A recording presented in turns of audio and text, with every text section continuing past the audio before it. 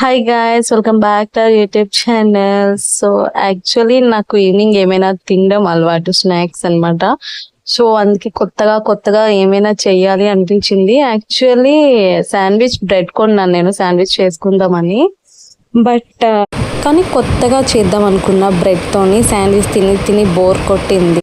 So అందుకే ఇంకా బ్రెడ్తో కొత్త రెసిపీ చేద్దామని ఇంకా స్టార్ట్ చేసా. ఫస్ట్ ప్యాన్లో ఆయిల్ వేసి, తర్వాత కొంచెం జీలకర్ర వేసుకున్న తర్వాత పచ్చిమిరపకాయలు అండ్ ఇంకా ఆనియన్స్, కరివేపాకు వేసి బాగా ఫ్రై చేసుకోవాలి.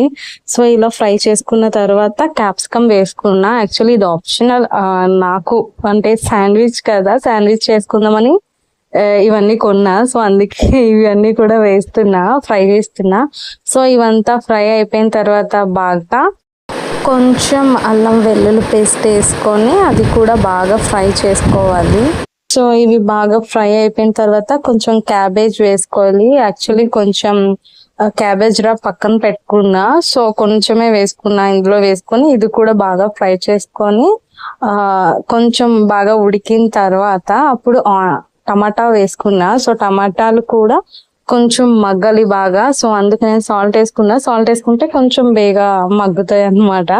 సో ఇవి వేసుకున్న తర్వాత ఇంకా కొంచెం సేపు మూత పెట్టేసి వదిలి ఒక 2 minutes అలాగా లో ఫ్లేమ్లో ఉంచుకొని ఓపెన్ చేసేస్తే టమాటాలు అన్ని కూడా మగ్గిపోతాయి. సో ఇప్పుడు మనం పసుపు, ఇంకా కారం, గరం మసాలా, ఇంకా మీరు కావలిస్తే ధనియా పొడి అండ్ జీలకర్ర పొడి కూడా వేసుకోవచ్చు.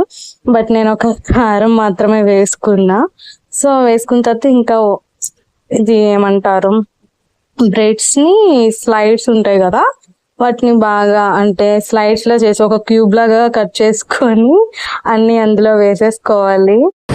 నేను ఆల్రెడీ ముందే కట్ పీసెస్ కూడా అందులో వేసుకొని బాగా మిక్స్ చేసుకోవాలి. ఇంకా ఫైనల్ గా కొంచెం కొత్తిమీర వేసుకొని అండ్ కొంచెం నిమ్మకాయ రసం చల్లుకుంటే టేస్ట్ అద్దిరిపోతుంది.